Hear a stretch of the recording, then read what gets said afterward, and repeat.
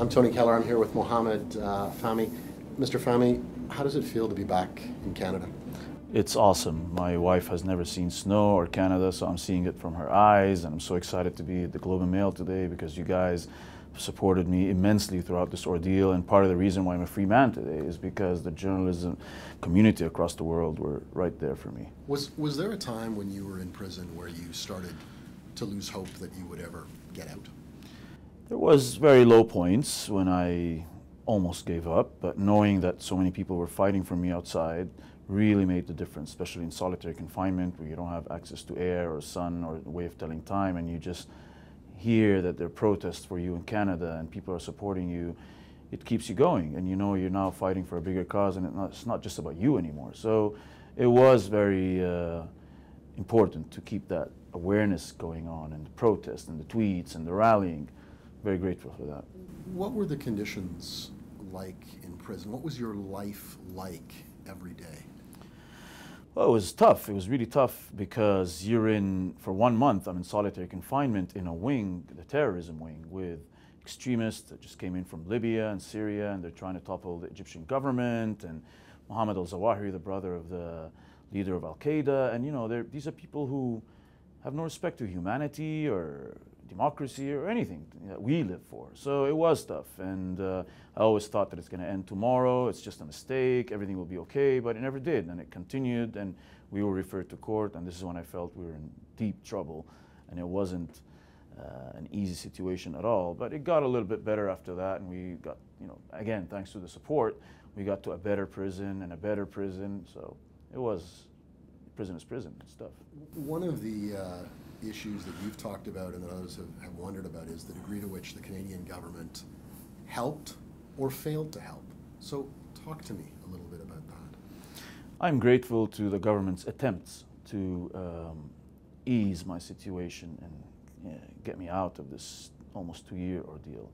I'm thankful to the ambassador and the consular team who were always there supporting me and visiting me in prison, and they got me maple syrup and books and newspapers and made sure I'm not tortured or anything like that. But I joined the chorus, the international chorus, after I was released on bail and realized that Mr. Harper wasn't doing enough for me. He didn't get the urgency of the situation and the fact that this is a very complicated case while Canadians on the ground got it and others got it. And you know, our constructive critiques through the Harper Call Egypt hashtag campaign that we started in Canada, I think that you know, got the message to the government, and they started to escalate their approach, and thankfully I was pardoned at the end, and now it's all over, and I'm here in the Globe and Mail with you. What did you feel the Harper government failed to do on your case? I think the lesson to be learned here is that the Prime Minister needs to intervene immediately when it happens directly with the President of Egypt, because the Middle East is a very, you know, the political turmoil is horrible at the moment, and if there's any chance of extracting or deporting the foreign citizen is the window between the arrest and before the case is referred to court. And once it gets to court, it's almost impossible for the president to intervene. And even if I wasn't deported, it also helps because you could get a bed in prison or move to a better prison or get better treatment. So I think this is something important, and I would like to bring it to Ottawa, regardless of who wins the elections, and just a way of giving back to explain what could be done to improve the protection of Canadians abroad. And just to understand your criticism of the Harper government, was it that the government failed to intervene, or they failed to intervene effectively enough on your behalf?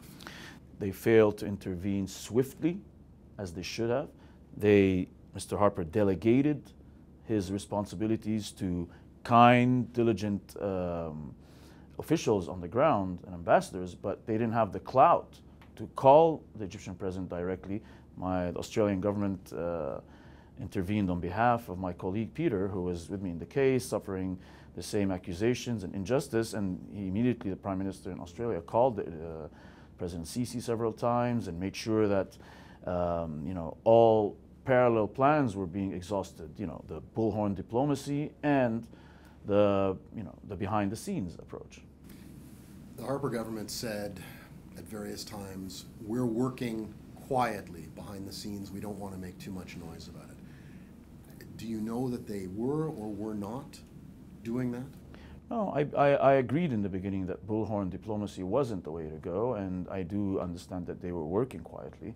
However, as the situation escalated and it became very obvious that the Egyptian courts are delaying the process and making it really hard for us, and finally sending me back to prison once and twice in 2 years. I got sentenced 7 years, released on bail, and then I got sentenced to 3 years. So then we hoped that our government here would escalate the rhetoric and go public. And the best opportunity for Mr. Harper to intervene publicly in a very obvious and aggressive manner was when Peter was deported back to Australia, and I wasn't, even though I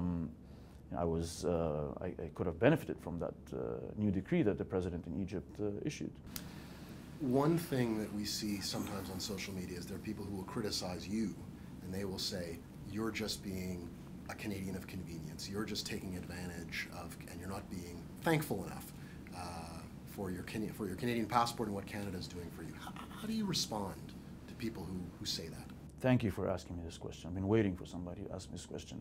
I respond by saying that I valued the Canadian Constitution, and I came to Canada here as an immigrant, like millions who came here, because I wanted to associate myself of the values of democracy and free press and humanity and, you know, the sort of life we have here. And I went to college here, and I bought a place here, and I paid my taxes, and, you know, so even trying to justify and saying that is a bit weird. But however, I believe that carrying the values of being an Egyptian and a Canadian helped me a lot in maneuvering throughout my reporting.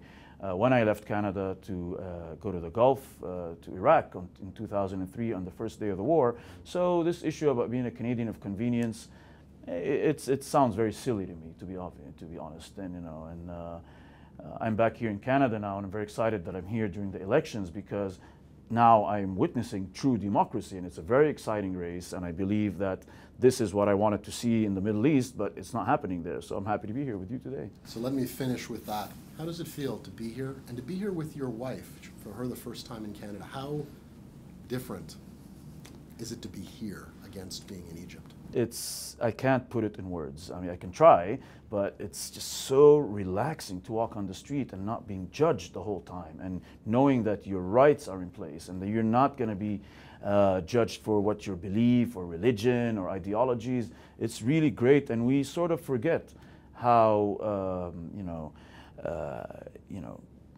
privileged we are to be here in Canada, and the fact that she's never seen Canada before or snow, so I'm seeing it all from her eyes. And when we arrived on Thanksgiving, it was the perfect time because the weather was great. It was the Indian summer, and we were just looking at the leaves and the buildings. I know it sounds like it's all poetic, but that's how we felt, you know. And we're starting all over again. Today, arriving to Canada is the first day of my life. I like to say that, basically.